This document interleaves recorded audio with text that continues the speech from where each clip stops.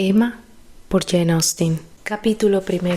Emma Woodhouse, bella, inteligente y rica, con una familia acomodada y un buen carácter, parecía reunir en su persona los mejores dones de la existencia, y había vivido cerca de 21 años sin que casi nada la afligiera o la enojase.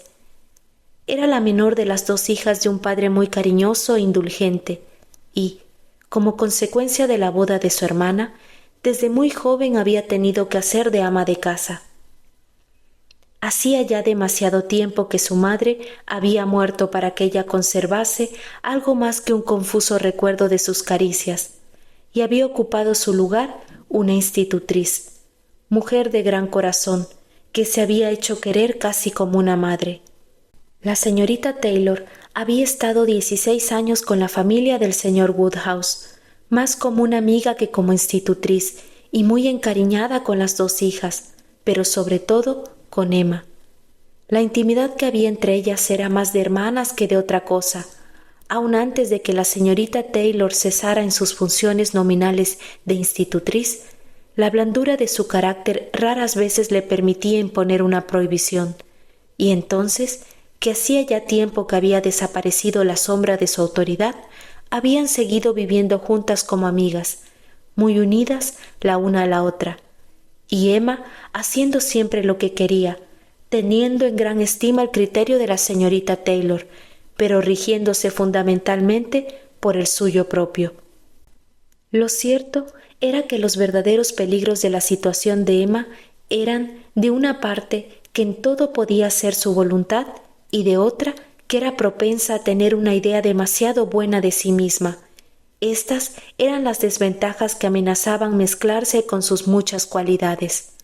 Sin embargo, por el momento el peligro era tan imperceptible que en modo alguno podían considerarse como inconvenientes suyos. Llegó la contrariedad, una pequeña contrariedad, sin que ello la turbara en absoluto de un modo demasiado visible. La señorita Taylor se casó. Perder a la señorita Taylor fue el primero de sus sinsabores, y fue el día de la boda de su querida amiga cuando Emma empezó a alimentar sombríos pensamientos de cierta importancia. Terminada la boda, y cuando ya se hubieran ido los invitados, su padre y ella se sentaron a cenar, solos, sin un tercero que alegrase la larga velada. Después de la cena, su padre se dispuso a dormir, como de costumbre, y a Emma no le quedó más que ponerse a pensar en lo que había perdido. La boda parecía prometer toda suerte de dichas a su amiga. El señor Weston era un hombre de reputación intachable, posición desahogada, edad conveniente y agradables maneras, y había algo de satisfacción en el pensar con qué desinterés, con qué generosa amistad ella había siempre deseado y alentado esta unión. Pero la mañana siguiente fue triste. La ausencia de la señorita Taylor iba a sentirse a todas horas y en todos los días. Recordaba el cariño que le había profesado, el cariño, el afecto de 16 años, cómo la había educado y cómo había jugado con ella desde que tenía 5 años, cómo no había escatimado esfuerzos para atraérsela y distraerla cuando estaba sana, y cómo la había cuidado cuando habían llegado las diversas enfermedades de la niñez.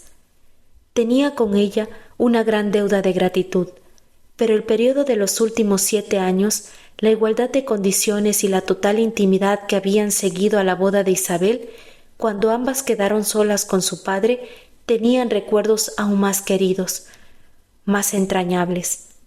Había sido una amiga y una compañera como pocas existen, inteligente, instruida, servicial, afectuosa, conociendo todas las costumbres de la familia, compenetrada con todas sus inquietudes y sobre todo preocupada por ella, por todas sus ilusiones y por todos sus proyectos.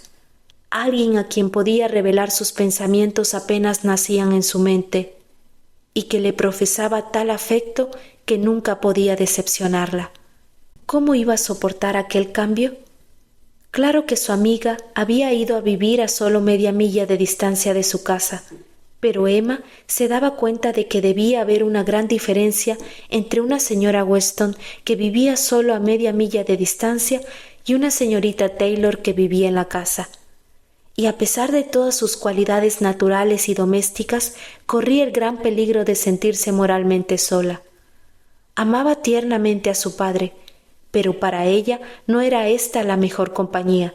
Los dos no podían sostener ni conversaciones serias ni en chanza.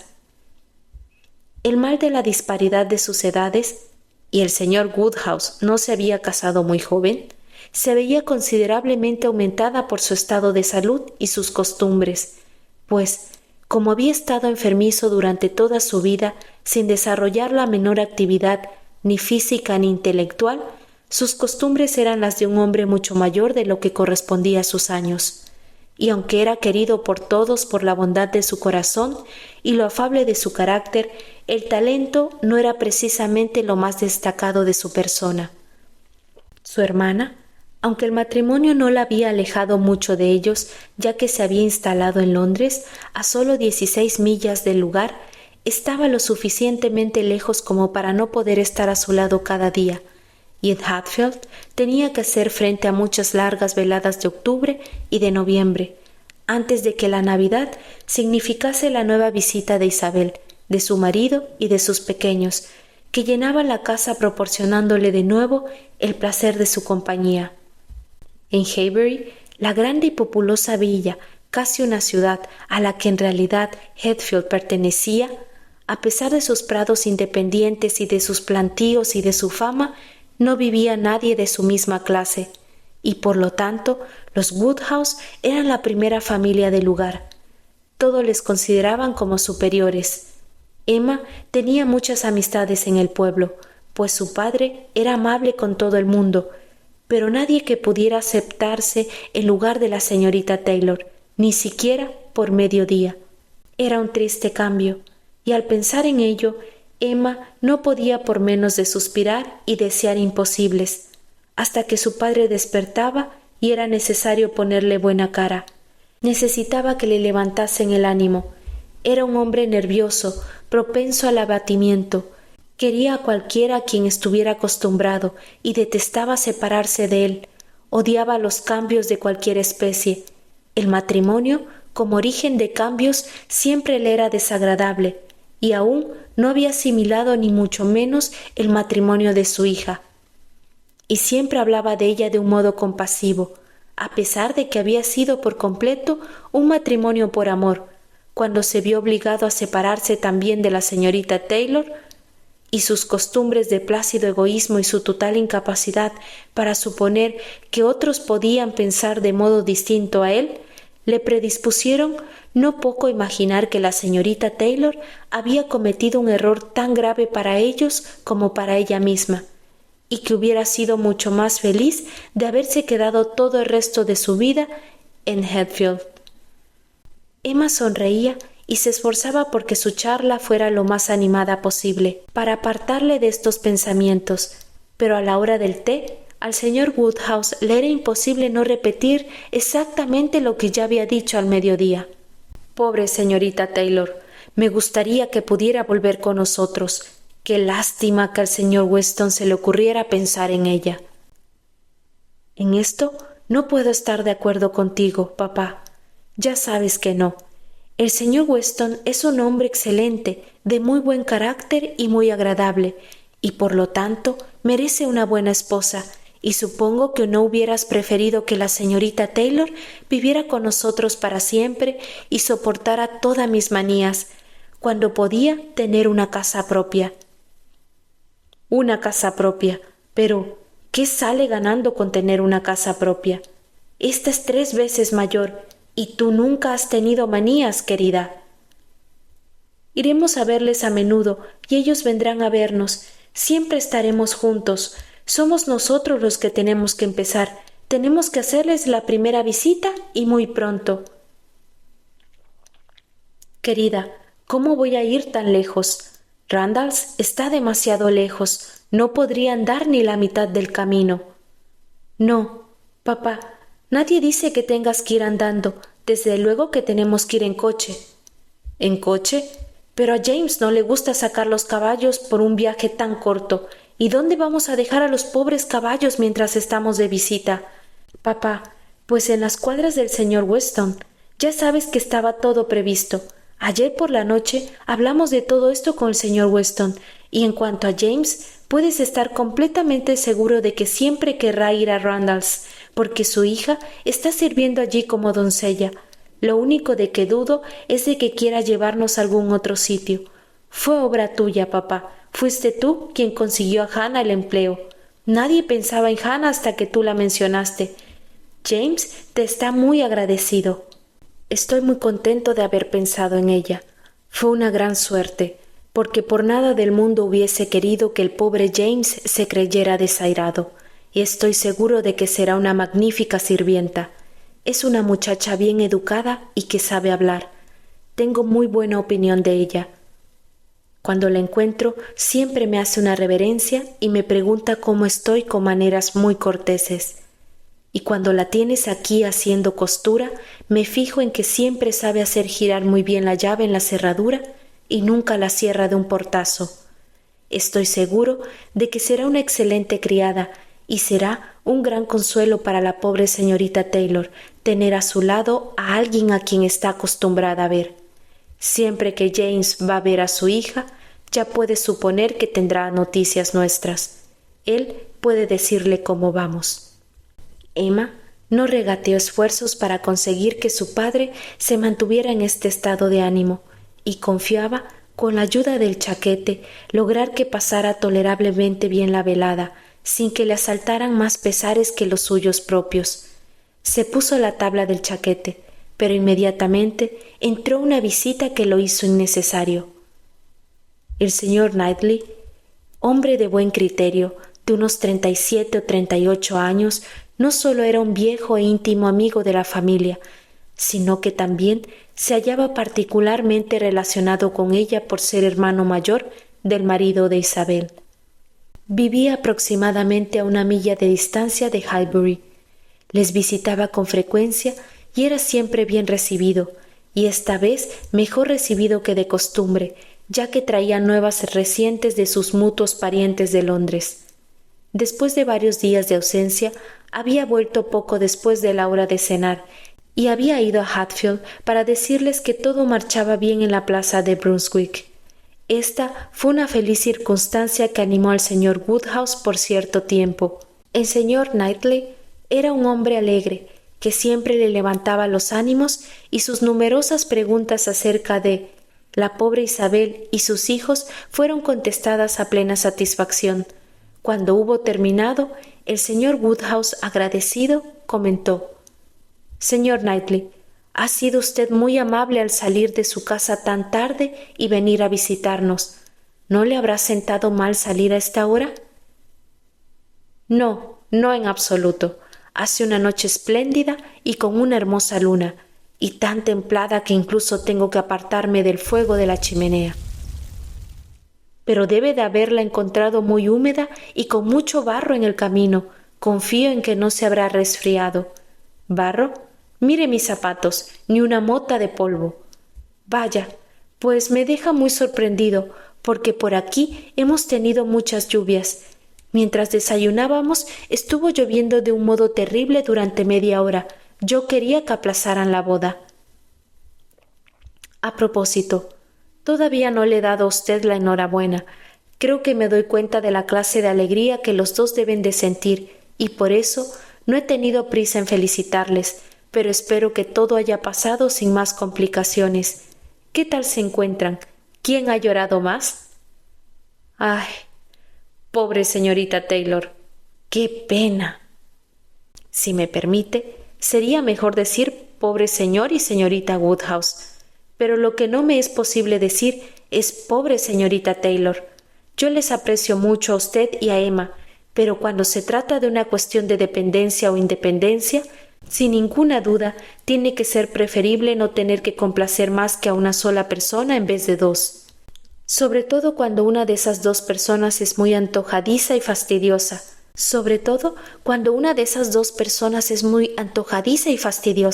Dijo Emma bromeando. Ya sé que esto es lo que está pensando, y que sin duda es lo que diría si no estuviera delante mi padre. Lo cierto, querida, es que creo que esto es la pura verdad, dijo el señor Woodhouse suspirando. Temo que a veces soy muy antojadizo y fastidioso. Papá querido, ¿no vas a pensar que me refería a ti, o que el señor Knightley te aludía, a quien se le ocurre semejante cosa? Oh, no, yo me refería a mí misma. Ya sabes que al señor Knightley le gusta sacar a relucir defectos míos. En broma, todo es en broma. Siempre nos decimos mutuamente todo lo que queremos.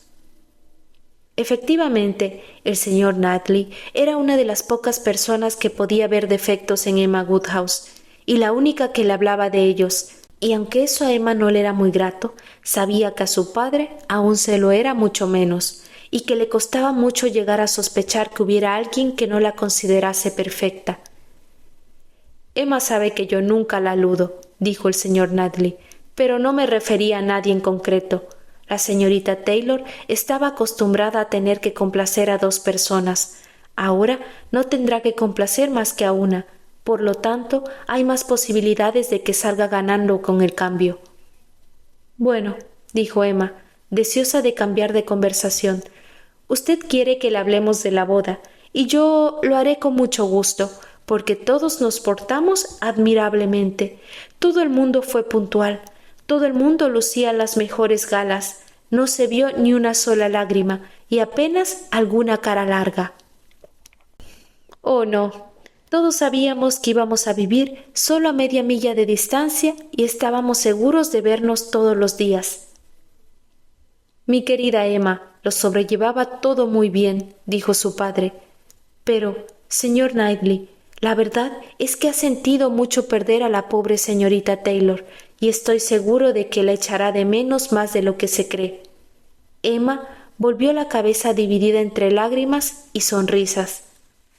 Es imposible que Emma no eche de menos a una compañera así, dijo el señor Knightley. No la apreciaríamos como la apreciamos si supiéramos una cosa semejante. Pero ella sabe lo beneficiosa que es esta boda para la señorita Taylor. Sabe lo importante que tiene que ser para la señorita Taylor, a su edad, verse en una casa propia y tener asegurada una vida desahogada, y por lo tanto no puede por menos de sentir tanta alegría como pena. Todos los amigos de la señorita Taylor deben alegrarse de que se haya casado tan bien. Y olvida usted, dijo Emma, otro motivo de alegría para mí, y no pequeño, que fui yo quien hizo la boda. Yo fui quien hizo la boda, ¿sabe usted? Hace 4 años, y ver que ahora se realiza y que se demuestre que acerté cuando eran tantos los que decían que el señor Weston no volvería a casarse, a mí me compensa de todo lo demás. El señor Knightley inclinó la cabeza ante ella. Su padre se apresuró a replicar: «Oh, querida, espero que no vas a hacer más bodas ni predicciones, porque no todo lo que tú dices siempre termina ocurriendo. Por favor, no hagas ninguna boda más». «Papá, te prometo que para mí no voy a hacer ninguna, pero me parece que debo hacerlo por los demás. Es la cosa más divertida del mundo. Imagínate, después de este éxito, todo el mundo decía que el señor Weston no se volvería a casar. Oh, no, el señor Weston, que hacía tanto tiempo que era viudo y que parecía encontrarse tan a gusto sin una esposa, siempre tan ocupado con sus negocios de la ciudad, o aquí con sus amigos, siempre tan bien recibido en todas partes, siempre tan alegre. El señor Weston, que no necesitaba pasar ni una sola velada solo si no quería. Oh, no, seguro que el señor Weston nunca más se volvería a casar. Había incluso quien hablaba de una promesa que había hecho a su esposa en el lecho de muerte, y otros decían que el hijo y el tío no le dejarían. Sobre este asunto se dijeron las más solemnes tonterías, pero yo no creí ninguna. Siempre, desde el día, hace ya unos 4 años, que la señorita Taylor y yo le conocimos en Broadway Lane, cuando empezaba a lloviznar y se precipitó tan galantemente a pedir prestados en la tienda de Farmer Mitchell 2 paraguas para nosotras, no dejé de pensar en ello. Desde entonces ya planeé la boda y después de ver el éxito que he tenido en este caso, papá querido, no vas a suponer que voy a dejar de hacer de casamentera. No entiendo lo que quiere usted decir con eso de éxito, dijo el señor Knightley. Éxito supone un esfuerzo. Hubiera usted empleado su tiempo de un modo muy adecuado y muy digno si durante estos 4 años hubiera estado haciendo lo posible para que se realizara esta boda. Una ocupación admirable para una joven. Pero si es como yo imagino y sus funciones de casamentera, como usted dice, se reducen a planear la boda, diciéndose a sí misma un día en que no tenía nada que pensar, creo que sería muy conveniente para la señorita Taylor que se casara con el señor Weston, repitiéndoselo a sí misma de vez en cuando. ¿Cómo puede hablar de éxito? ¿Dónde está el mérito? ¿De qué está usted orgullosa? Tuvo una intuición afortunada. Eso es todo. ¿Y nunca ha conocido usted el placer y el triunfo de una intuición afortunada? Le compadezco. Le creía más inteligente, porque puede estar seguro de una cosa. Una intuición afortunada nunca es tan solo cuestión de suerte. Siempre hay algo de talento en ello. Y en cuanto a mi modesta palabra de éxito, que usted me reprocha, no veo que esté tan lejos de poder atribuírmela. Usted ha planteado 2 posibilidades extremas, pero yo creo que puede haber una tercera, algo que esté entre no hacer nada y hacerlo todo. Si yo no hubiese hecho que el señor Weston nos visitara y no le hubiera tentado en 1000 pequeñas cosas, y no hubiese allanado muchas pequeñas dificultades, a fin de cuentas, quizás no hubiéramos llegado a este final. Creo que usted conoce Hatfield lo suficiente bien para comprender esto. Un hombre franco y sincero como Weston y una mujer sensata y sin melindres como la señorita Taylor pueden muy bien dejar que sus asuntos se arreglen por sí mismos. Mezclándose, se exponía usted a hacerse más daño a sí misma que bien a ellos. Emma nunca piensa en sí misma si puede hacer algún bien a los demás, intervino el señor Woodhouse, que solo en parte comprendía lo que estaban hablando. Pero por favor, querida, te ruego que no hagas más bodas. Son disparates que rompen de un modo terrible la unidad de la familia. Solo una más, papá. Solo para el señor Elton. Pobre señor Elton. Tú aprecias al señor Elton, papá. Tengo que buscarle esposa. No hay nadie en Hedbury que le merezca. Y ya lleva aquí todo un año y ha arreglado su casa de un modo tan confortable que sería una lástima que siguiera soltero por más tiempo. Y hoy me ha parecido que cuando les juntaba las manos ponía cara de que le hubiese gustado mucho que alguien hiciera lo mismo con él. Yo aprecio mucho al señor Elton y es el único medio que tengo de hacerle un favor. Desde luego, el señor Elton es un joven muy agraciado y un hombre excelente, y yo le tengo en gran aprecio. Pero, querida, si quieres tener una deferencia para con él, es mejor que le pidas que venga a cenar con nosotros cualquier día. Eso será mucho mejor, y confío que el señor Knightley será tan amable como para acompañarnos. Con muchísimo gusto, siempre que usted lo desee, dijo riendo el señor Knightley, y estoy totalmente de acuerdo con usted en que eso será mucho mejor. Invítele a cenar, Emma, y muéstrele todo su afecto con el pescado y el pollo, pero deje que sea él mismo quien se elija esposa. Créame, un hombre de 26 o 27 años ya sabe cuidar de sí mismo.